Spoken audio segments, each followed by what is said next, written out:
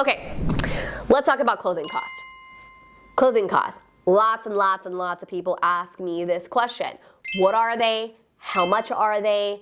How do I know what that looks like? And again, big surprise, what's the answer? It depends, right? So when it comes to the it depends, so here is the thing that I'm going to stress to you so much. It is very, very hard for your mortgage professional to be able to narrow down exactly what your closing costs are gonna be. So if you are expecting, before you even go under contract to buy a house, to know exactly what the closing cost amount will be, I will give you a little hint, you're not gonna know exactly. We can give you really good estimates, but understand that those estimates are going to change depending on the circumstance. Now, you're saying, okay, what do you mean depending on the circumstance? Okay, so what I mean by that is it depends on a lot of different factors. For instance, this is a big one. One of the things that we have to deal with in closing costs is something called title insurance. Okay, title insurance, if you watch one of my previous videos, we'll talk about what it is and why you have to have it, but it can be a substantial part of your closing cost. In Texas, it's roughly 1% of the purchase price, right? So the way that you have to determine who has to pay it is the contract. It's a purchase contract. So that purchase contract's gonna tell you. So it is something that you do have to pay in closing costs, absolutely, but who pays it is determinative on that contract, okay? So I'm gonna go over the big buckets of closing cost and then what typically they range like percentage-wise over, all of those costs. And then why sometimes they'll be a little bit lower or a little bit higher depending, okay? So bucket one, you've got lender fees. Every lender is a little bit different. So we have some kind of industry standards. I would say as a general rule, your lender is likely going to carry either a lender fee or an underwriting and a processing fee. Typically, they will not carry both. A lender fee could be a flat amount, $1,000, $1,500, $2,000, or it could be a percentage. It could be 1% origination, okay? If they break it out and they do processing and underwriting fee, they could do that as well. Those two separate fees can range anywhere from $500 to $800 a piece. Again, completely determinative by the company that you are working with. Sometimes some people have priced their loan products where there is no lender fees like that, so just be advised. It is completely determinative on the company. So that is gonna be one of your very first buckets. Okay. The other thing that can fall into this bucket is something called discount points. Discount points is an amount of money that allows you to take the interest rate from whatever the market is bearing and it goes ahead and buys that rate down to a lower interest rate. It is a percentage amount of the loan total. So if it is one discount point, it's 1% of that loan total. Okay. And that's your lender fees bucket. The next bucket is going to be services, different kinds of services. What kind of services are those? All right, let's talk about them. Appraisal, credit report, title. All of these are going to be services. There's also a lot of other small ones. There's recording fees, there's tax service fee, things like that, okay? So these fees all get kind of broken down into kind of this bucket, different kind of services bucket, okay? These are things that are outside the lender's control. We do not get to determine how much they cost, and we pass the cost from them to you. So if we get charged $50 for a credit report, that's what you pay.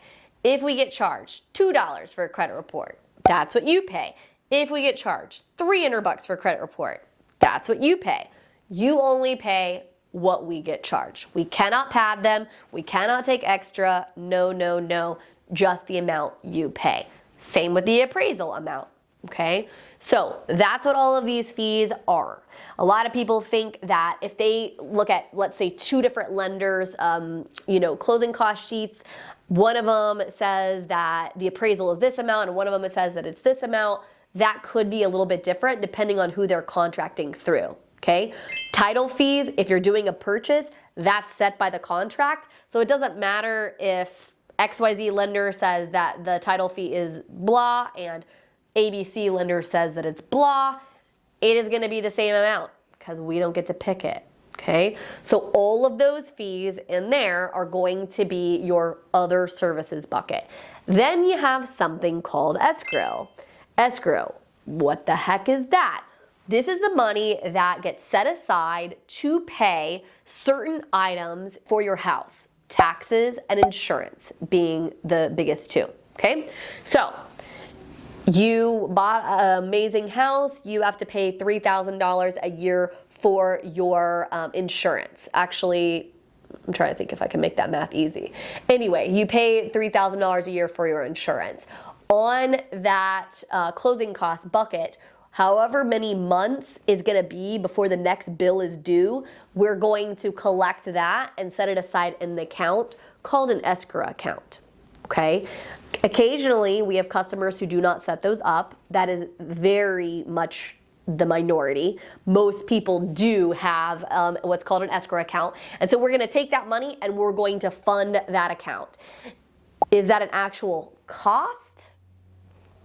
Not really. I mean, yes, you have to pay it when you go to closing, but is it a cost associated with doing the loan? No, because I mean, we're just paying your taxes when they're due, right?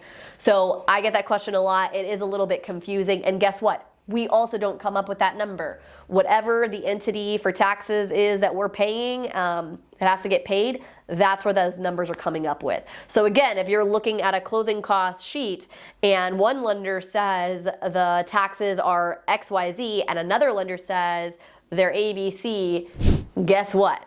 It's going to be the same at the end of the day because it is determined by the property and the taxing authority that is for that property. Okay? Another thing, homeowners insurance. Homeowners insurance is another thing that goes in escrow account, right? We got to make sure that that property stays insured. And so we are going to go ahead and start collecting money and placing it into an account to be able to pay that homeowners insurance when it actually comes due. Now, something that's super important to remember here is you have the ability to shop that. We as a lender cannot tell you who to use for your homeowner's insurance. We usually have some recommendations, like my group has a few people that in past our clients have used. They give great service and good rates, and so we typically will refer them to that person if they don't have somebody that they want to use. But again, this is determined by the insurance that's chosen. It's not like we as a lender get to set that amount or we get any money from it. We don't. We simply have to make sure that it gets paid. And so again, we're setting money aside for that. Okay. We also are going to pay things like that are due. So for instance, in the state of Texas, our taxes are due in December. If we are at October and the tax bill has gone out from October to December, any loan that is done, refinance, purchase, doesn't matter, we have to pay those taxes at that closing table because they are due within 60 days of that closing. And so we will collect them through the closing cost. Okay. The other thing that factors in that we've got to pay is homeowners insurance. So if it's a refinance, then the homeowners insurance, if it's due within 60 days, we have to pay it in the closing cost. If it is not due within 60 days, we do not have to pay it. If it is a purchase, we pay a full year up front. It has to be paid up front. So when people ask me, Jacqueline, how much are my closing costs going to be? What my general rule of thumb to tell them is you should expect somewhere between 1 and 3% of your purchase price in closing cost. The reason it is such a large range is exactly what I stated before. Who's paying title? We're going to know that via the purchase contract, right? If you're a refinance, it's you, just so we're clear. Another thing that can change it is, are you buying down your interest rate, right? If you're buying down your interest rate, you're going to have those discount points. It's going to make your closing costs go up. What about taxes and insurance? Well, if the house you're choosing to buy has a very high insurance cost that, guess what, I don't get to control, it's going to make your closing costs go up a little bit. Another option is, I happen to mention the whole discount point thing. There's another option which goes the other way. So you can actually raise your interest rate up a little bit and we can give you a lender credit towards some of your closing costs. So that could bring your closing costs down a little bit. Okay? So when people ask me, again, what do I need to expect? I would say safely 1 to 3%. So if you really want to be on the safe side, around 3% is a good idea. And remind yourself that you don't necessarily have to be the person that pays those. You can, like I said, possibly do a lender credit. You can pay for them yourself, or you can even sometimes ask the seller to pay it. Not every time is that conducive to the market. So the sellers are not always going to pay that, but there is an option potentially to negotiate that. So these are kind of the important things to remember when it comes to closing costs and kind of how they look and break down. Hopefully this has been helpful, and I will go into more detail on maybe specific types of closing costs in future videos, so stay tuned for those kind of videos.